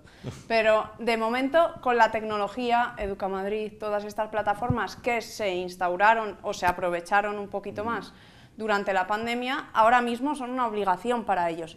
Ahora, que la formación sea la adecuada, que consigan realmente aprender a usar eso y sacarle el mayor provecho, es otra historia. Pero la formación existe. ¿Qué ocurre? Que tiene que ir mucho más allá. Aprovechar esas tecnologías y, sobre todo, meterle la patita de ciberseguridad, porque al final ese profesor tiene acceso a un alumnado que a nosotros nos encantaría tener y que aprendiese unos básicos mínimos, porque luego en su futuro lo va a necesitar. A día de hoy afecta al sector educativo, afecta a su familia también. Pero en un futuro va a afectar también a todo el mundo empresarial en el que ese joven o esa joven trabajará. Entonces, al final, acceder a esos perfiles más bajos puede ser un gran paso adelante para un futuro. Para vosotros, ¿cuál sería o qué recomendación le daríais a ese directivo? Ponle comillas porque hay muchísimos puestos dependiendo del tipo de centro educativo, ya lo hemos dicho antes. A ese directivo, en cuanto a la transformación digital, ¿por qué apostaríais vosotros? ¿Qué tecnología o qué transformación, ya no solo de tecnología, sino de modelo tecnológico? Porque muchas veces va por ahí, habéis nombrado SASI, Zero Trust, almacenamiento, análisis de datos. ¿Por qué apostaríais vosotros si estuvierais en su puesto? Primero, que entienda su responsabilidad, tanto a la hora de dar un buen servicio a la institución en la que presta, como responsabilidad personal por determinadas cosas que le pueden ocurrir a nivel de ciberseguridad. Eso es importante para que no se encuentre con luego problemas, por ejemplo, casos de ciberbullying que pueden estar utilizando recursos de la escuela. Eso es muy importante que lo tenga controlado, verificado. Por ejemplo, el uso de las redes wifi para el entorno educativo es bueno que lo tenga y que lo asuma. Yo creo que lo hemos mencionado antes, que mire el correo, que mire herramientas que le permitan tener un montón de funcionalidades de seguridad en un único punto, que sean fáciles de administrar, que se busque un buen socio. ¿Vale? Y luego, como meter la puntita, empieza a ver los servicios de detección temprana de amenazas, que era una cosa antes para la empresa muy gorda, empiezan a popularizarse y empiezan a estar más disponibles para empresas. El hecho de que alguien te pueda llamar y te pueda decir, oye, te están zumbando, toca aquí, y poder resolver un problema de seguridad en 5 o 10 minutos, le puede cambiar la vida y le puede cambiar los siguientes meses a un centro educativo. Empieza a haber mucha oferta ahí, muchas estrategias de precios diferentes, puede buscar a alguien que que le permita complementar pues, un poco en su escenario de lo que sería el tema de la ciberseguridad, pues con quién lo puede arreglar. Es importante que tengas definidos los escenarios, ¿vale? Y eso ya es, con independencia de lo que compras, que tengas tu, oye, el día que sufre un ciberataque, tener 4 o 5 folios, 10 folios que expliquen qué hay que hacer en cada caso. Que esté pensado, esté definido, como decíais antes, te va a pasar, en algún momento te va a pasar, y la diferencia entre tener que tomar las decisiones sobre qué se hace en el momento que estás con el estrés del ataque, haberlo pensado antes y poder aplicar un plan de actuación, pues puede ser la diferencia entre que salga bien o que salga relativamente bien a que tengas un problema serio durante varias semanas o varios meses. De hecho, estamos viendo que hay muchos ataques específicamente dirigidos al entorno educativo. Varias universidades han sido ya víctimas de este tipo de ataques. El ransomware es uno de ellos. Sí. ¿Qué más estamos viendo en los entornos educativos? Como acceso a contenidos ilegales, o sea, acceso ilegal a contenidos. Aprovechando ¿vale? la red. Brechas también, acceso a datos personales, ya sea penetración en redes, penetración en aplicaciones web también. Eso serían, yo creo que los dos, junto al ransomware, son las dos amenazas principales, ¿no? Eusebio, ponte en el lugar de ese directivo, ¿qué harías? ¿Por qué apuestas? Yo no hablaría de tecnología en este caso. Yo creo que lo más importante es un plan. Lo primero que tiene que tener es un plan. O sea, primero es conocer su negocio y los problemas que puede llegar a tener su negocio. Entre comillas, su negocio lo sabe, pero digamos desde el punto de vista de ciberseguridad, ¿cuál es lo que tiene que cubrir sí o sí? ¿Cuáles son los posibles problemas? Anticiparse a ellos y poner un plan de por medio. Es decir, yo quiero llegar a la transformación digital haciendo esto y esto. Quiero llegar hasta aquí. ¿Cómo llego? ¿Cuál es mi camino para llegar hasta ahí? ¿Vale?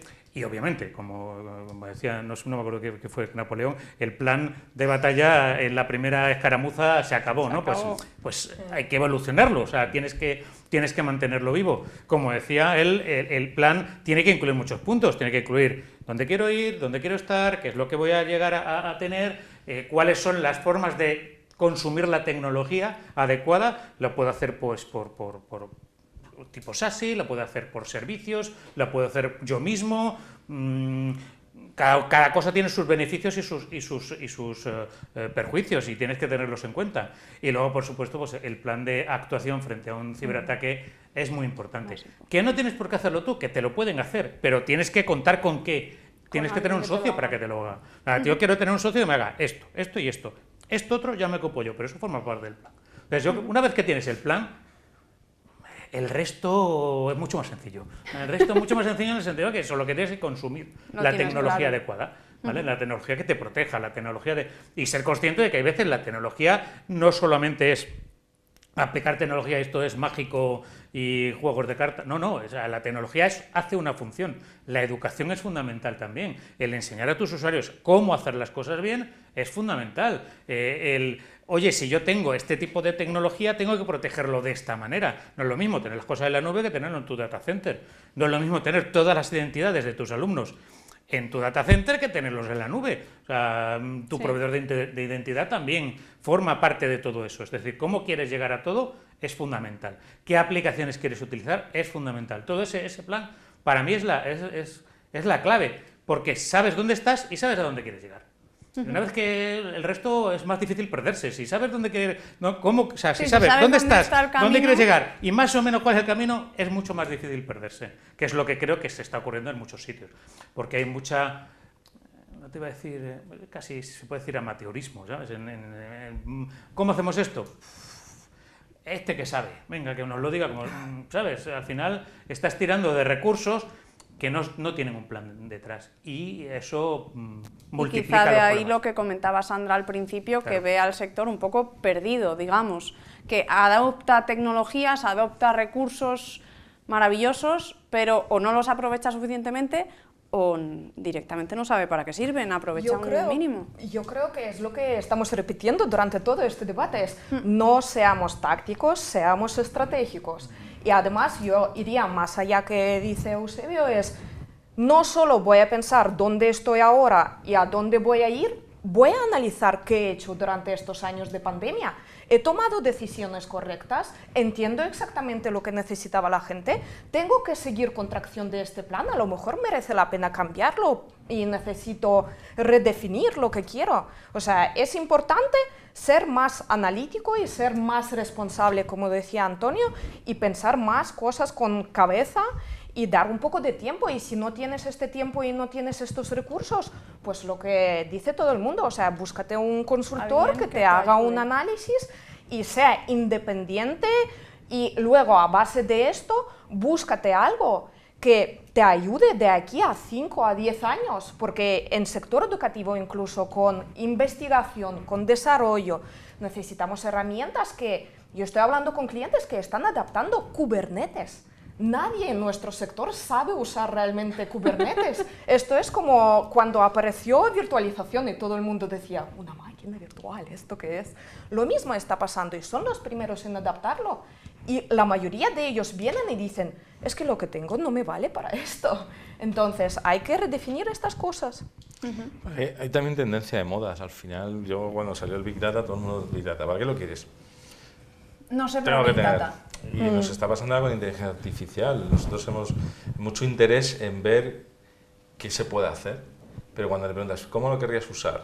Es casi más que tú les cuentes casos de uso que les puedes dar a ellos, que ellos una necesidad, ¿no? Entonces, el problema de eso es, lo que yo estoy de acuerdo contigo, para mí es, deja de ir a sitios a ver qué puedo hacer con la realidad virtual o realidad aumentada. En tu negocio, párate, mira lo que tienes, analízalo y a partir de ahí pues o cambio piezas o pongo piezas. Pero tienes un montón de, en nuestro caso, ¿no? Con el tema del dato, muchas veces es como, tengo que almacenar datos, ya tienes datos, el dato es un activo tuyo, analízalo, mira a ver qué puedes sacar y poco a poco. Y con el resto pasa lo mismo, o sea, al final, párate, tienes un montón de cosas y no están tan mal muchas veces, lo único que no las tienes enlazadas. Enlázalas o no las has aprovechado del todo. No las has aprovechado. O muchas veces en algunas ocasiones no la entienden. Es decir, yo he oído a algunos que, bueno, ponme cuarto y mitad de Zero Trust. Bueno, a ver, que esto no lo has entendido, ¿vale? Zero Trust no es un producto, ¿vale? Claro, es una forma, es una filosofía, ¿vale? Entonces, y luego hay una cosa, es que en muchas ocasiones ves en algunas entidades o en organizaciones grandes, no sé, la Comunidad de Madrid, o etcétera, en la cual tienen una serie de herramientas a disposición de los usuarios y muchas veces los usuarios se las saltan. ¿Por qué? Porque es más fácil utilizar Google Drive para compartir información que la herramienta que te están proporcionando. O es más fácil hacer, o sea, ese shadow IT que se denomina, eso también hay que controlarlo, ¿vale? Eso también hay que controlarlo. Especialmente no es algo que se vea excesivamente en los alumnos, sino más bien, digamos, en la parte administrativa, profesores, etcétera. Pero hay que controlarlo y hay que dar formaciones, muchas más formaciones. Yo, de verdad que hay muchas veces que recuerdo cuando estaba en la carrera, hace ya muchos años, y tenía compañeros de que estaban en otras carreras y cuando, oye, tú que sabes de Word, ayúdame, porque es que, venga, pásame el documento, que yo lo veía y dice, pero vosotros sabéis que en el Word se puede poner un formato y ya lo copias en todo y tal. Pues eso todavía sigue ocurriendo, ¿vale? Y bueno, ya no te digo en Excel o cosas de este tipo, en hojas de cálculo. Esa formación básica yo creo que es fundamental también porque te ayuda a entender la tecnología. Te ayuda a entender la tecnología y la tecnología es, al final, y la seguridad es también lo mismo, es un cambio de mentalidad en algunas ocasiones para, cuidado que esto puede ser peligroso. Que ya muchas veces lo reconocemos, muchas veces de, uy, esto no me huele bien, no pinta ¿vale? bien. No pinta bien, pero hay otras veces que vemos el símbolo del ministerio de no sé cuánto, ¡pam! Me van a devolver, espérate, que pongo la tarjeta para que me devuelvan mi dinero. Digo, sí. No, al final esos son problemas que encontramos en cualquier sector. Del debate de hoy yo lo que me quedaría es con una necesidad de reflexión acerca de las necesidades de cada ámbito, porque como hemos dicho, también hay de todo y por lo tanto no podemos dar una recomendación única para todos los centros educativos porque la idiosincrasia es bastante diferente de uno a otro. Aprovechar la tecnología que ya tienen y formación a formadores, por lo que veo. Gran parte de la base es que los propios formadores que forman parte de este ecosistema sean capaces de aprovechar esas herramientas de forma segura y por lo tanto hacer llegar ese mensaje también a todo el alumnado, que muchas veces, como decís, toquetea más incluso que los propios profesores o los propios directivos de esos centros. Creo que con este resumen me despido. Solo me queda agradeceros a los 4 haber compartido con nosotros toda vuestra sabiduría, que no es poca, y a vosotros nos despedimos y nos vemos en el próximo encuentro. Hasta aquí el programa de nuestro encuentro ITDM Group, en el que hemos analizado la evolución tecnológica del sector educativo en España. Solo nos queda agradecer a todos los participantes y todas las empresas que han apoyado el encuentro de hoy. Y nos veremos próximamente con más contenidos aquí en IT Televisión. Gracias por vernos.